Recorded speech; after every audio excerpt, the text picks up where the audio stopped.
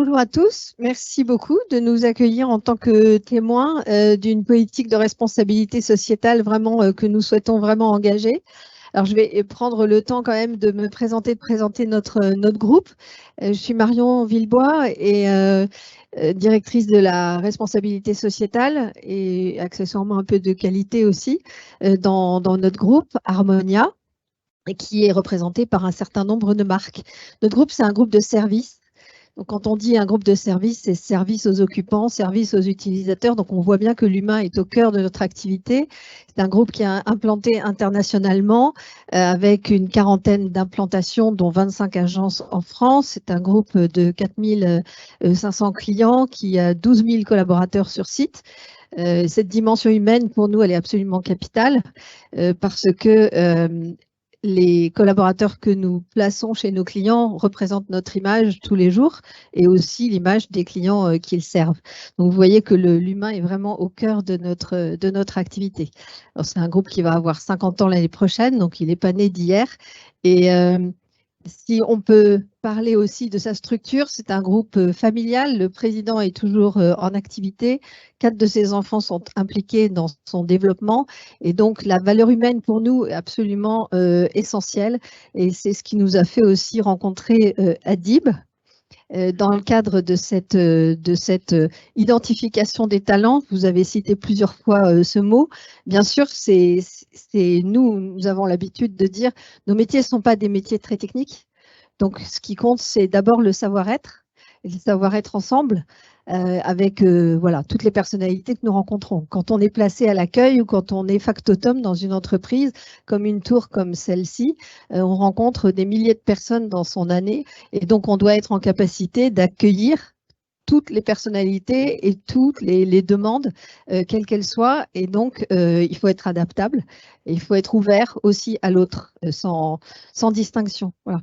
Donc, je vais laisser la parole à Adib pour nous raconter un peu les conditions dans lesquelles nous nous sommes rencontrés. Et aujourd'hui, c'est notre meilleur ambassadeur dans le domaine qui nous rassemble aujourd'hui. Donc bonjour à tous. Donc je m'appelle Adib El Saragbi, cavalier paradressage de l'équipe de France. Ça fait depuis 2015 que je travaille dans le groupe Harmonia, filiale Phone Régie, dans l'accueil d'entreprise.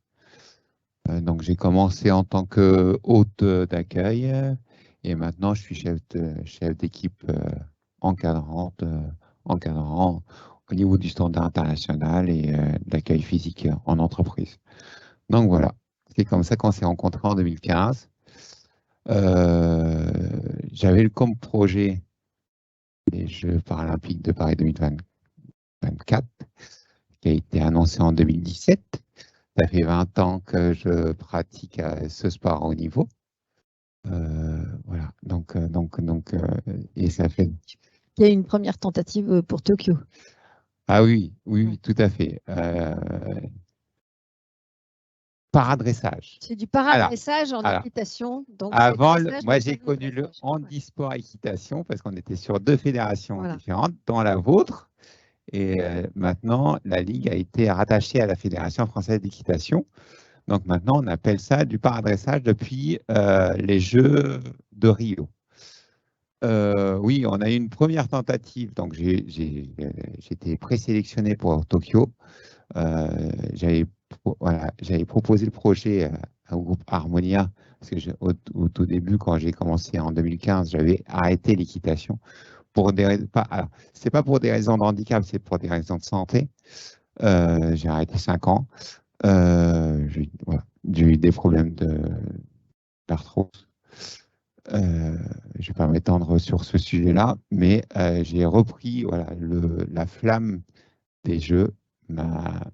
C'est quand même, pour ceux qui sont sportifs, c'est quand même un truc exceptionnel. C'est un projet ambitieux, magnifique, extraordinaire. Donc, j'ai vite demandé autour de moi qui pourrait me soutenir dans ce projet-là, sachant que c'est un projet qui est onéreux, parce qu'on est dans le domaine équestre et que c'est onéreux. Donc, Harmonia était les premiers, voire le premier groupe à me soutenir. qui m'a permis donc par la suite de me sélectionner au championnat d'Europe et d'être 7e en 2019. Par la suite, j'ai été dans la shortlist pour aller à Tokyo. Malheureusement, en cours de sélection, mon cheval a blessé. Et pour le bien-être de mon cheval, j'ai décidé avec l'accord du staff et l'accord de mon équipe personnelle d'arrêter cette sélection pour Tokyo. Voilà. Parce que pour des raisons qui sont logistiques de mon côté, parce qu'on a, même si c'est un sport individuel, on est quand même deux. On est deux athlètes, il y a le cheval et le cavalier. Et à l'époque, mon cheval était plutôt en fin de carrière, on appelle ça une fin de carrière pour un cheval. Et que pour le respect de l'animal, voilà, j'ai fait le nécessaire à ce sujet. Et donc, mon projet passait en deuxième plan par rapport à mon cheval. Et je vais ajouter une chose, c'est que je pense que ce qui a permis la rencontre, c'est aussi dans notre groupe, cette capacité d'écoute grâce à nos agences et à la proximité des collaborateurs que nous avons sur site, même si la distance, parce qu'ils sont placés chez nos clients, est un vrai sujet chez nous. Et c'est cette capacité que Adib a eue de lever le doigt et de dire, voilà, moi j'ai un projet. Est-ce que vous êtes capable de m'écouter? Est-ce que vous êtes capable de m'accompagner? Il a été très authentique, voilà, dans son souhait. Les JOP, évidemment, ça nous a tous galvanisés depuis le début. Et je pense qu'il y a une dimension particulière dans ton sport, c'est justement ce binôme. Un sujet d'ailleurs sur lequel on avait eu l'occasion dans notre groupe de travailler en équitation et management. On n'est jamais seul, vous l'avez dit tout à l'heure. Et donc là, on est un binôme et les deux doivent travailler ensemble. Et si les deux ne sont pas coordonnés, ça ne peut pas fonctionner. Donc c'est ce qui t'a fait aussi renoncer la première fois. Mais voilà, je pense que ça, c'est une valeur très, très importante. Tout à fait ça. Mais ce n'est pas pour autant. Alors, Tokyo, c'était une belle aventure, mais moi, je rêve des JOP Paris 2024. Ouais. Donc, il faut être franc quand on est à haut niveau, il faut être franc. Il faut être franc face à soi-même et face aux autres, et face à son coéquipier ou coéquipière ou équipe. Donc voilà. Donc, je suis dans la lancée pour la sélection pour Paris 2024. Tu peux nous dire justement comment on a organisé ton temps? Pardon? Et oui, donc je suis lancé, et grâce à l'accord qu'on a avec le groupe Harmonia, on m'a mis à disponibilité pour ce haut niveau. Voilà. Et pour me permettre cette sélection qui sera annoncée en juillet 2024.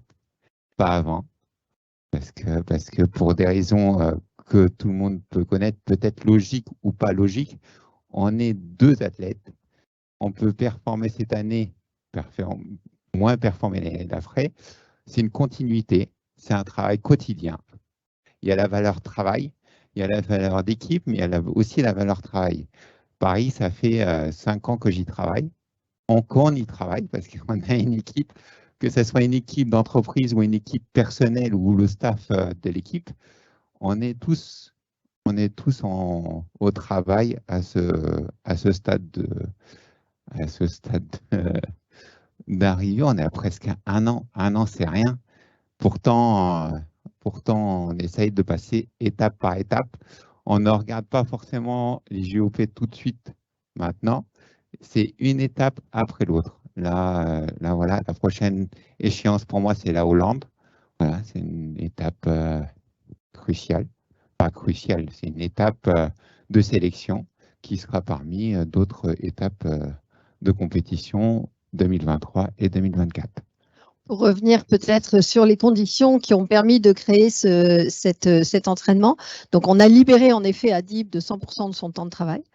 On lui a dédié aussi une jeune femme qui, pour l'instant, prend des photos, mais qui est Héloïse, voilà, et qui donc le suit, anime les réseaux sociaux avec ses résultats, fait vivre une communauté. Notre idée, c'est d'avoir un fan club le plus important possible pour soutenir Adib. On a signé une convention avec la Fédération du sport et Le pacte de performance. Le pacte de performance, voilà. La Fédération du sport français, pour pouvoir justement te libérer de ton temps. Et on crée les conditions en fait de cet accompagnement en prenant des initiatives comme celle d'aujourd'hui et bien d'autres voilà, pour pouvoir soutenir Adib dans sa performance. Il faut savoir aussi que sans les entreprises, nous, on n'est pas professionnels. On reste des sportifs amateurs, c'est-à-dire qu'on ne gagne pas notre vie à monter à cheval. Moi, je ne gagne pas ma vie à monter à cheval. Et le fait d'avoir des entreprises qui soient dans le domaine et qui peut me permettre de me donner un coup de main sur la communication avec une personne qui est en charge de la communication, une personne qui fédère, ça me permet, moi, de me dégager du temps pour uniquement l'entraînement et que l'entraînement et la performance. On parle de performance et on parle toujours d'équipe. Donc, la fraternité est importante dans ce qu'on dit tous les jours. On va laisser la parole aussi à Sévim, qui représente notre mission Handi Solidaire. Oui, donc je me présente, Sévim Yalcinkaya, et donc je suis chef de projet au sein de la mission handicap, qu'on appelle Mission Handi Solidaire chez Fonrégie. Et donc Fonrégie est sous accord actuellement. On poursuit 4 axes de l'accord, donc qui est de recruter, maintenir dans l'emploi, sensibiliser et avoir recours au secteur protégé.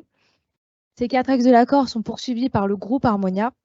Donc, on participe beaucoup à la communication et Harmonia suit ces 4 axes. On encourage aussi plusieurs initiatives au sein de l'entreprise. Je pense celui de Maggie, qui est une de nos chefs d'agence et qui participe à un trek 100% féminin en faveur d'une œuvre caritative. Et donc, voilà, pendant une semaine, elle marche, enfin, elles sont en équipe, donc c'est un trek féminin, et elle marche 30 km par jour, sans GPS, sans... avec une carte et une boussole. Voilà, uniquement. Voilà, par équipe de 5. Oui. Et il faut dire que c'est une performance exceptionnelle parce que d'abord, c'est très exigeant, 30 km. Et surtout, Maggie est elle-même atteinte d'une maladie invalidante. Et donc, elle lutte aussi contre cette maladie en faisant cette performance qui se termine le 5e jour par une action caritative. Alors là, ça se passe au Maroc, ça fait plusieurs fois. Oui. Mais peut-être ça pourra se passer ailleurs un autre jour. Donc, voilà. Oui.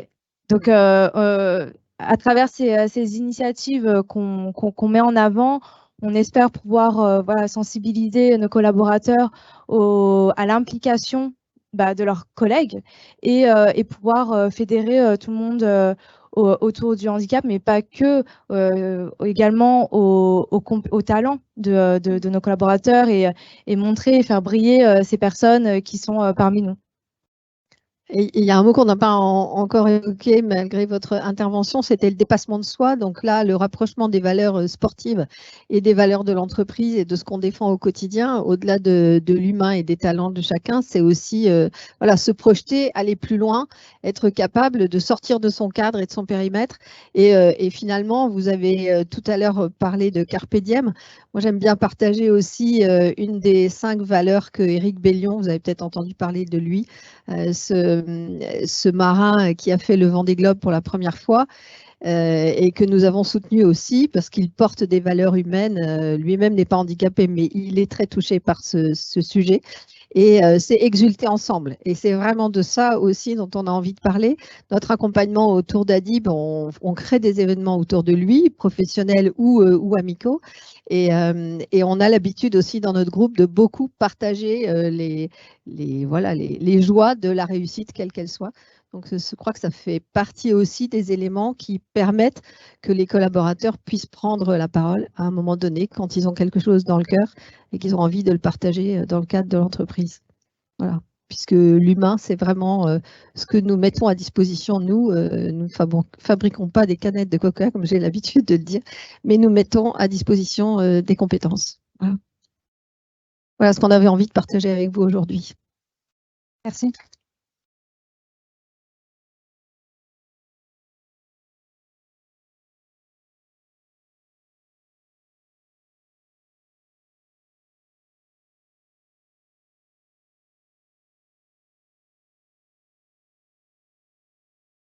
En ligne, vous avez des questions, n'hésitez pas. Hein.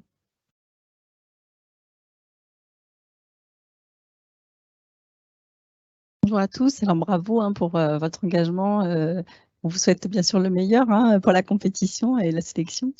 J'avais une question un peu technique concernant la convention de partenariat avec le ministère, la Fédé, etc. Donc ça prend en charge 100% comment dire, de la ressource que vous mettez à disposition, ou l'entreprise reste quand même, comment ça se passe? Enfin, je ne connaissais pas du tout. Donc, Pardon, ça prend en charge pour le moment 100% de ce que représentait le salaire chargé du salarié, avec évidemment, quand il aura terminé sa compétition, la réinsertion le nouvel accueil d'Adib dans ses compétences et à son poste, bien sûr. Ben merci. Du coup, vous allez chercher les pépites dans vos entreprises, je crois. Ah, une petite précision de Guy? Oui, bien sûr. Le dispositif CIP, justement, dont je parlais juste avant, c'est un dispositif qui ne s'applique qu'aux personnes inscrites sur les listes de haut niveau, par contre. Donc, on ne peut vraiment mobiliser ce dispositif que pour les athlètes de haut niveau inscrits sur les listes fédérales, enfin ministérielles. En revanche, à partir du moment où la personne est inscrite et où le dossier est accepté, la prise en charge est totale, effectivement. Alors après, ça peut être à temps partiel ou à temps plein. On peut décider, par exemple, d'avoir quelqu'un qui souhaite quand même travailler à mi-temps et faire sa préparation à mi-temps. Là, on est sur un 100%. Donc, ça veut dire que la totalité du coût pour l'entreprise est assumée par ce dispositif de CIP. Alors, pendant ce temps-là, nous le remplaçons. Hein. Bien évidemment. Donc, nous avons la charge du poste. Mais disons, au même titre que s'il était présent. Donc, donc ça annule le coût pour l'entreprise qui doit bien évidemment remplacer la personne, ça c'est sûr. Eh ben, un bon moyen de chercher des pépites chez vous, du coup. Merci beaucoup, hein. C'est un très beau témoignage et merci d'être venu parce que du coup, ça rend un petit peu vivant aussi tout ce que vous dites. Eh ben, merci.